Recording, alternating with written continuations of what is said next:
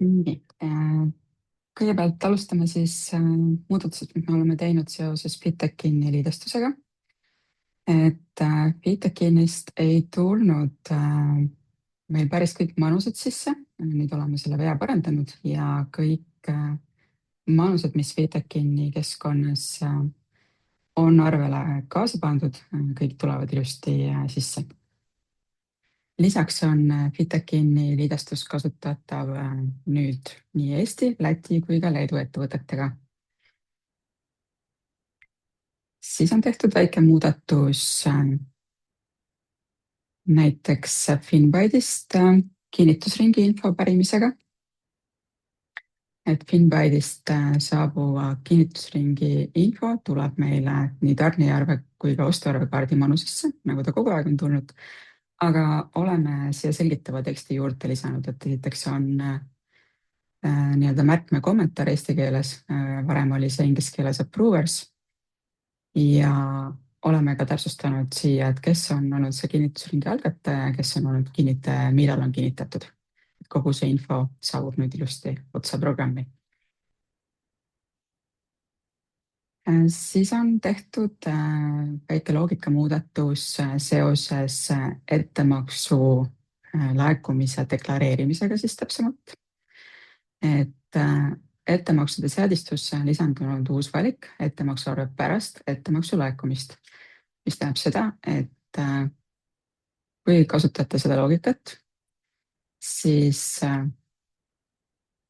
koostate müügitellimuse ja tellimuse numbrit kasutades saate sisestada siis ettemaksu laekumise, mille pealt on võimalik siis otse koostada nii-öelda ettemaksuarve, mis jookseb müügilaskontrosse ja samamoodi käibemaksu osa jookseb ka KMD-infi. Kui me vaatame siin näiteks eelmise kuu ehk märtsi KMD-infi, siis A osas jookseb siis ettemaksuarve, mis on koostatud otselaekumise pealt, et täpsemalt selle loogika kohta saate lugeda meie kodulehel olevast juhendist. Nii. Siis on tehtud väike muudatus sellisesse registrisse nagu digiteeritud dokumendid. Et siia on lisatud siis värvid, mis tähendab seda, et kui digiteeritud dokument on edukalt digiteeritud, siis see kaart on roheline. Kui ta on digiteeritud, aga sellest ei ole mitte midagi veel koostatud, on ta kollane ja kui on mingisugune viga olnud, siis on tegemist punase kaardiga siin registris.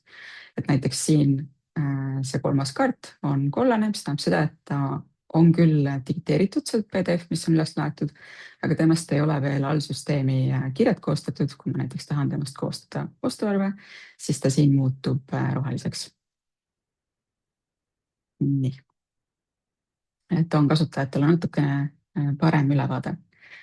Siis taustal on tehtud muudatusi näiteks seoses pangaliidestusega või pangast väljavõtte XML-i importimisega, ehk siis oleme kaasajastanud ISO formaati, ehk siis kasutajatele ei ole see selline käegpatsutav mõju, aga meie peame ikkagi hoolitsema selle eest, et teil oleks nii pangaliides kui ka käsitsi failide üleslaadimine jätkuvalt edukas, seega formaat on kaasajastatud.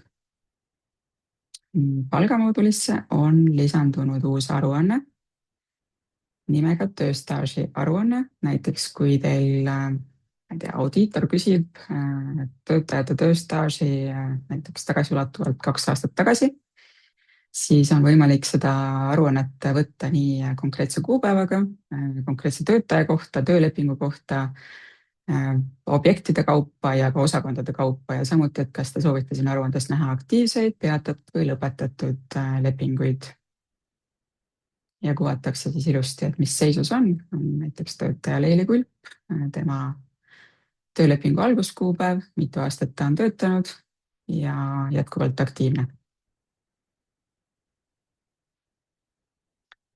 Siis seoses logistikateenustega on meil selline liidestus nagu Cargosoni liidestus, millel siis nüüd on ka pakkumisel otse olemas Cargosoni vaheleht, peale seda, kui Cargosoni teenus on aktiveeritud, näeb seda vahelehte.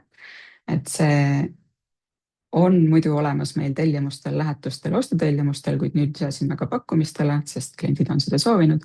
ja nüüd saab otse pakkumise pealt ka juba teha hinnapäringu võimalikuks tarneks ja pakkumisest siis järgnevalt juba tellimustele ja arvetele seda nii-öelda edasi kanda. Lisaks saab Cargosoni keskkonda nüüd kaasa saata ka kaubaarve, kui seda teha otse müügitellimuse pealt. On võimalik edastada kommentaarid otse Cargosoni keskkonda ja ka ostutellimuse või tellimuse numbri, sest Cargosoni on võimalik kasutada nii müügipoolel kui ka ostupoolel. Siis on selline tore muudatus nagu näiteks arvete nimekirja aruandesse on lisandunud, artiklite nimekirja aruandesse.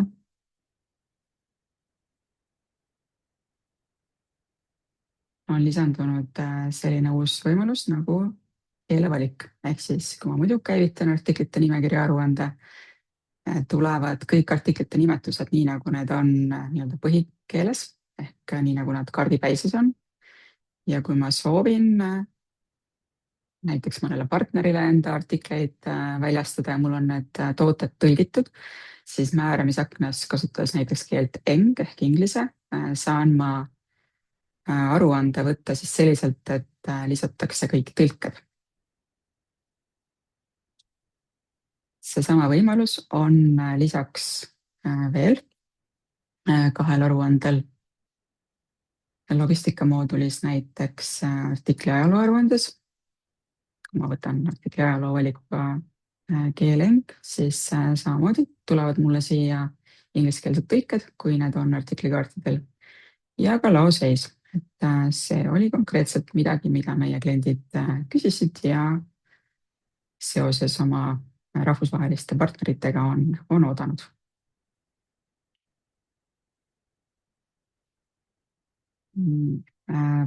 Tellimuste seadistusse on lisandunud uus linnukene. Tellimusel artiklid nullkogusega käsitletakse lähetatud ja arveldatud. Ehk siis, kui te mingil põhjusel mingisugusel tellimusel näiteks kas eemaldate mõne toote või lähetate ja teete tagastatud kaubad selliselt, et vähendate ka tellitud kogust. Ehk siis see toode ei jää kunagi nii-öelda lähetusootele enam. Siis sellised nii-öelda ilma kogusteta või nullkogustega tellimused saavad nüüd sirviaknasse lähetatud linnukese. Et varasemalt seda ei olnud.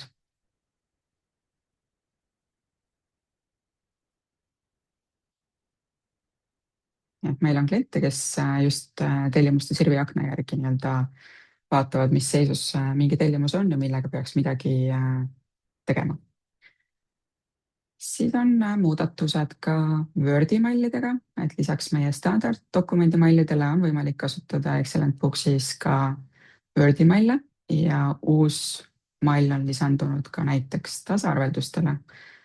Et saab seda ka soovi korral trükkida välja Wordi blanketile, mis näeb siis natukene ilusam ja kaasaegsam välja. Ja seda siis oma tarnijaga näiteks jagada. Wordi maille on meil veel lisandunud näiteks komplekteerimisleht, mis on siis kinnitamata saateleht ehk kinnitamata lähetus. Ostutellimused on võimalik nüüd Wordi blanketil üle viia, kinnitatud lähetused ehk saatelehed, tasaarveldused, millest me juba rääkisime, ja viivisarved. Et kes soovib enda blankette kaasajastada või uuendada, siis võtke ühendust meie kasutajatoega info@excellent.ee ja nad saavad teile saata Wordi blanketid. Nii. Aga Excellent Booksi poole pealt ongi suuresti kõik, et täpsemalt saate lugeda meie blogipostitusest, mis siin veel on, et siin on ka täielik uuenduste nimekiri, et täna sai siis räägitud mõned olulisemad muudatused.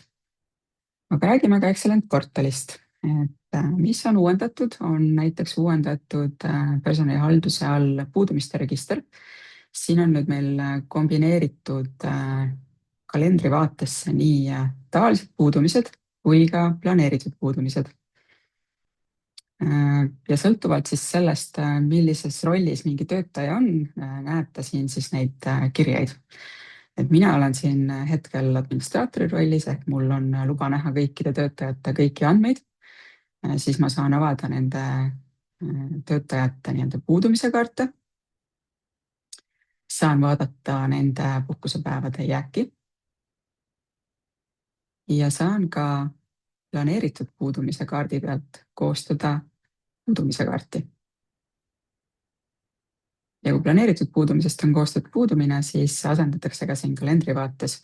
Et vahe on siis selles, et planeeritud puudumine on selline triibuline ja tavaline puudumine on siis nii-öelda täis taustavärviga kaart. Võime ka teha teiega koos ühe uue planeeritud puudumise. Teemegi endale, sest et kes meist ei tahaks puhata, eks ole. Võtame siin näiteks mais kohe terve nädala vabaks. Lisaks on võimalik planeeritud puudumist sisestades ka töötajal portalis märkida, kuidas ta soovib puhkusetasu välja maksta. Et talle puhkusetasu välja makstakse kas enne puhkust või järgmisel palgapäeval. Mina soovin näiteks järgmisel palgapäeval. Võin jätta ka siia kommentaari. Kindlasti lubada. Ja salvestan. Ja siis on võimalik saata ka see planeeritud puudumine kinnitusringile, et ka osakonna juht saaks selle ära kinnitada vajadusel. Ja nagu siis öeldud sai, planeeritud puudumine kalendri vaates on siis selline triibulise taustaga. Puudumine ise, kui on juba koostatud, on siis täis taustavärviga.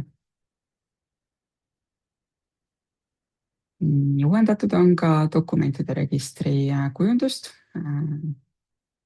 On siis natukene kaasaegsemaks muudetud. Ja võimalik siis erinevat tüüpi dokumente ka siit sisestada, et kes soovib, saab teha eraldi puhkuseavalduse näiteks dokumentide registrisse portali kaudu. Kes soovib, võib lasta oma töötajatele otse nii-öelda planeeritud puudumisi sisestada.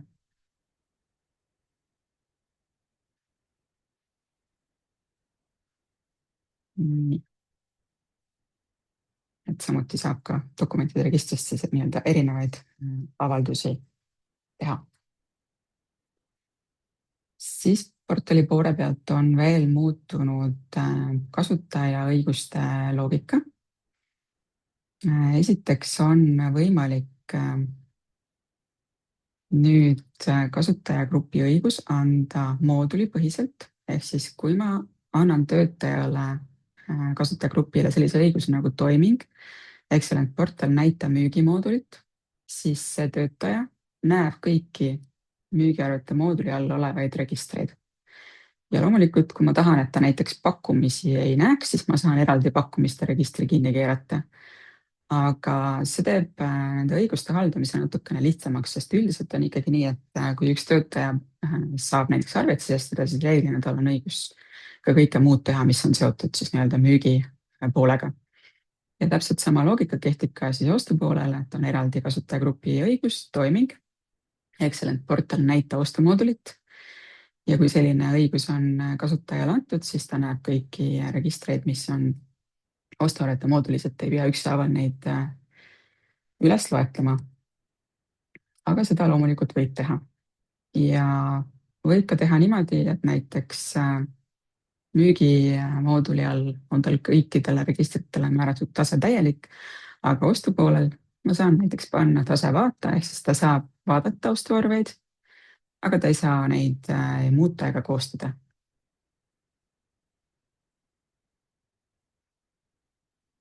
Samuti on muutunud ka see, et kõik personalihalduse all olevad registrid on võimalik eraldi kasutajagrupi õigustega määrata, ehk siis näiteks näita puudumisi, saan ma määrata töötajatele vaatetasemega aga planeeritud puudumise näiteks täistasemega, ehk et võib-olla raamatupidaja ei soovi, et töötajad saaksid ise planeeritud puudumise pealt puudumist koostada, siis saab ka neid õiguseid siin muuta, aga samas ma võib-olla tahan, et ta näeks seal kalendrivaatest puudumisi, siis ma saan määrata talle see taseme vaate. Ehk siis need registrid on võimalik kõik ükshaaval üles loeta, kui on selline vajadus.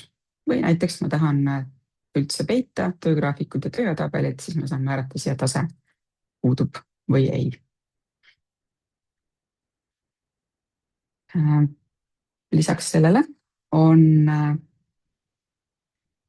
lisandunud ka uus kasutajagrupp, ehk siis kõik need, kes nüüd aktiveerivad Excellent portali, nendele lisandub ka kolmas kasutajagrupi õigus, et kui muidu oli meil Excellent portal administraator, ehk siis see on see kasutaja, kes näeb kõiki andmeid, siis on Excellent portal kasutaja, kes näeb nii-öelda enam levinud asju, ehk siis näiteks saab teha müügiarveid, tellimusi, pakkumisi, ostuarveid, aga personali poole peal ei näe ta kõiki andmeid ja kui tal ka on sellele registrile ligipääs, siis töötaja rollis näeb ta ainult endaga seotud kaarte, ehk siis näiteks töö ja graafikuid näeb ta ainult neid, kus tema ise ka peal on.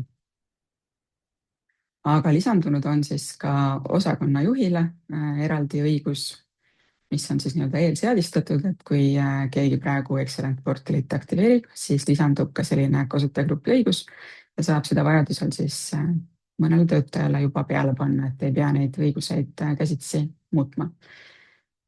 Ja aktiveerimise hetkel on võimalik ka programmil lasta siis nii-öelda töötaja õigused kohe peale panna. Ehk siis aktiveerimise aknas on lisandunud linnukene lisa kõigile kasutajatele portali kasutajaõigused. Ja see siis sisaldab vajalikke vaikeseadeid. Ja see kasutajagrupp, mis kõikidele vaikimisi sellisel juhul lisatakse, kui te aktiveerimise aknas olete selle linnukese määranud, on siis seesama nii-öelda kasutaja roll. Ehk siis ta tegelikult kõikidele andmetele ligi ei pääse, ei pea kartma, et ta näiteks personalihalduses midagi liiga palju näeb. Aga kui neid töötajaid on palju, siis see on mugav viis peale Excellent portali aktiveerimist kasutajagrupi õigused neile lasta panna. Siin on nüüd see vahe, et kasutajagrupp EP user määratakse ainult isikukaartidele. Et kui teil on ka globaalse kasutaja, nii-öelda globaalseid kasutajaid, kes peavad portalisse pääsema, siis nendele tuleb ikkagi käsitsi määrata. Et meie poolt automaatselt globaalsetele kasutajatele selle kasutajagrupi õiguse määramine oleks olnud natukene veaohtlik, kuna kasutaja õiguseid on võimalik ettevõtte põhiselt globaalsel kasutajal seadistada. Et siis globaalsetele peate ise üle vaatama. Lisaks on müügiarvete moodulisse lisandunud uus register, artiklid. On võimalik siis neid siin ühtepidi ja teistpidi nii-öelda filtreerida. On ka olemas vaikimisi filtrid, et kui te soovite siin nimekirjas näha ainult tavalist tüüpi artikleid, siis on võimalik seda filtrit kasutada, tavaline. Soovite näha nimekirja ainult laoartiklitest, on võimalik eraldi filtrit kasutada, eraldi struktuurartiklid. Eraldi on võimalik välja võtta teenustüüpi artiklid, kõik artiklid, mis on suletud, või vaadata näiteks, millised on seirenumbri jälgimisega artiklid, millised partiinumbri jälgimisega artiklid. Lisaks on võimalik ka otse portalis loomulikult koostada uut artiklit.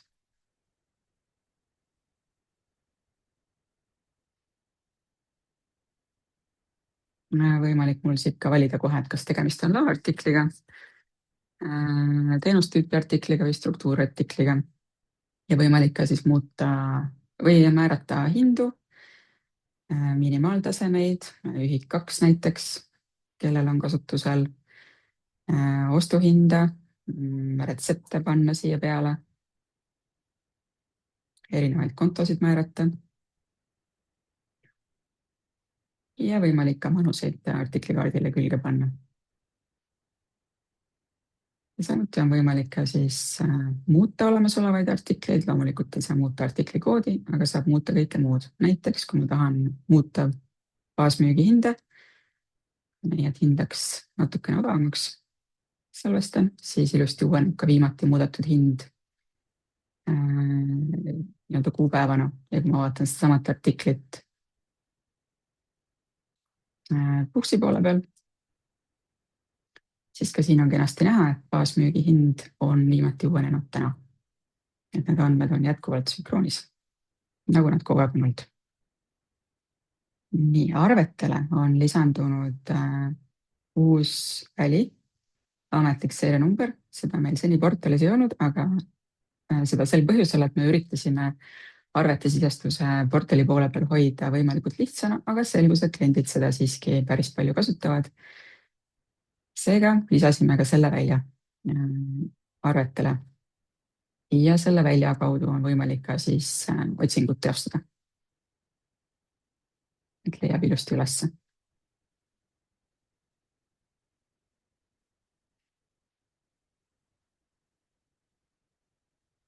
Nii, kontaktidele on lisandunud klientide soovil uus filter suletud. Ehk siis, kui vaadata kontaktide nimekirja ja määrata filtriks suletud, siis kuvatakse kõik need kontaktid, mis on suletud linnukesega.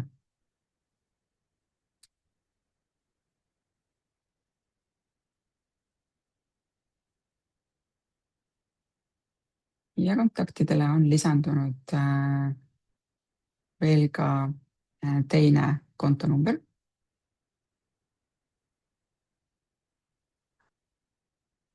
Muidu me kuvasime portaali poole peal ainult ühte IBAN välja, aga klientidelt tuli soov, et nad sooviksid tegelikult vahest kontaktikaardile ikkagi ka arveldusarve väljale ehk siis teist IBANit märkida. Seega nüüd on see võimalik, et meil on kenasti 2 välja olemas. Siis üleüldist loogikat portaali poole peal on muudetud selliselt, et kõikides sirviakentes vaikimise periood on nüüd tänasest 2 kuud, aga siis teise kuu siis esimesest kuupäevast ja lõpukuupäeva ei ole määratud. Et muidu oli siit tänasest kuni siis 2 kuud tagasi, ehk siis praegusel juhul oleks olnud siis 7. aprill, märts-veebruar ehk 7. aprillist 7. veebruarini. Et muutsime seda vaikimisi kuupäeva, mis siin valitud on. Loomulikult saab igal hetkel tühistada selle kuupäeva valiku, siis on teil kogu register korraga nähtav. Siis on tehtud veel muudatus, kuidas avanevad seotud kaardid. Näiteks, kui ma võtan siit planeeritud puudumise ja tahan sellega seotud tööülesande kaarti, ehk siis see on kinnitamise tegevus avada, siis ta avaneb sellise eelvaatena. Siin peal ma otse muudatusi teha ei saa, aga kui ma soovin seda teha, siis ma saan avada selle kaardi enda ja siin teha muudatusi. Ainukene erinevus on nende kaartide eelvaate avanemisel kõik see, mis on seotud puudumiste kalendrivaatega, ehk siis ainult planeeritud puudumised ja puudumised on need seotud kaardid, mis avanevad otse seal registrisse, seda sellel põhjusel, et puudumiste ja planeeritud puudumiste puhul oleks võimalik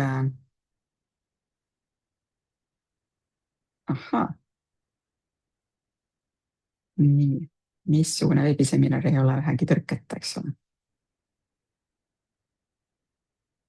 Nii. Et seotud kaartidest siis ainult puudumised ja planeeritud puudumised avanevad otse seal kalendrivaates ja seda sel põhjusel, et kalender oleks kohe silma all ja me saaksime vaadata, millised kolleegid samal hetkel veel puhkavad või puuduvad. Et kõik teised kaardid avanevad siis nii-öelda eelvaatena ja võimalik siis navigeerida sellele konkreetsele kaardile.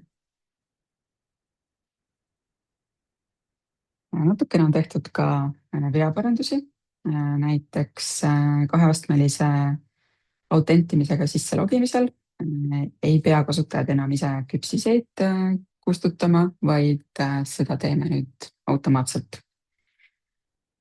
Müügiarvetesse on lisandunud uus register laekumised, et nüüd saab ka portali poole pealt sisestada laekumisi või raamatupidaja, kui ta ei ole juhtumisi näiteks arvuti taga ja pangaliidesega on laekumine koostatud, saab selle üle kontrollida ja kinnitada, aga muidu on tehtud laekumise sisestamine portali poole peal üpris mugavaks.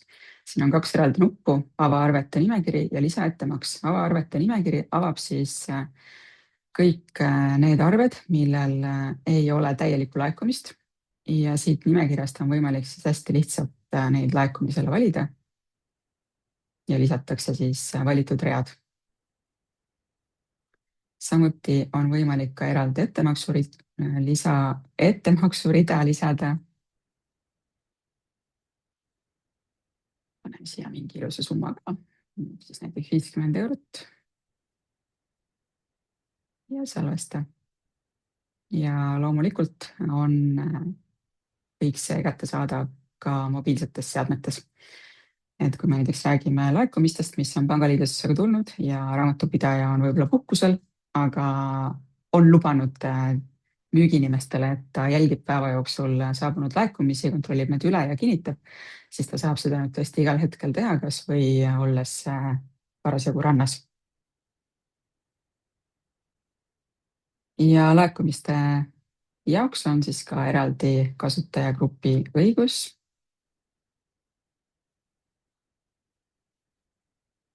näita laekumisi ja võimalik siis jälle määrata kas tase täis ehk kasutaja saab neid koostada, muuta või tal ei ole üldse seda registrit või tase vaata ehk siis ta näeb neid laekumisi, aga ta ei saa neid muuta.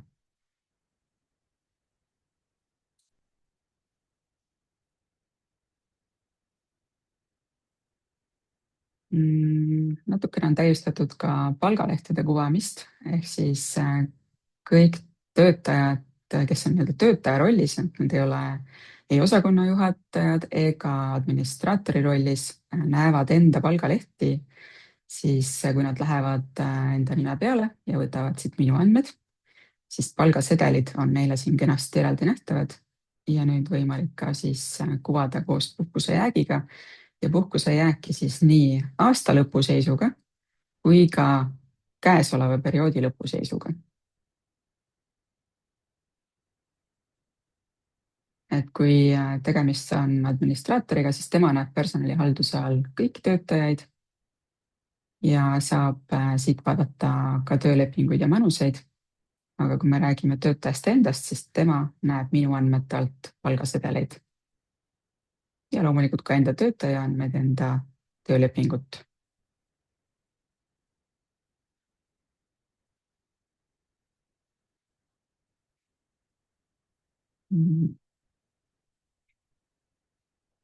lisaks on muutunud ka tööülesande kaart. et kui me nüüd võtame tööülesande Excellent Booksi poole pealt, siis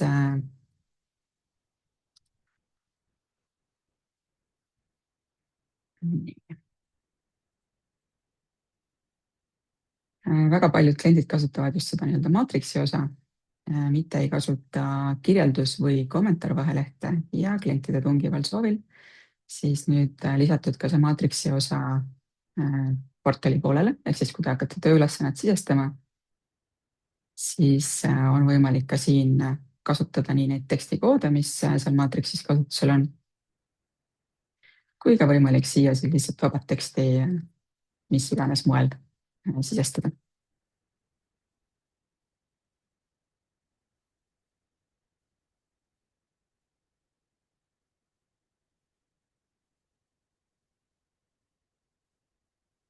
tagab natukene mugavama tööülesannete kasutusega, et kuna kliendid on siiski harjunud just tööülesannete esilehel maatriksi osa kasutama, siis saavad nad seda nüüd ka portali poole peal kenasti teha.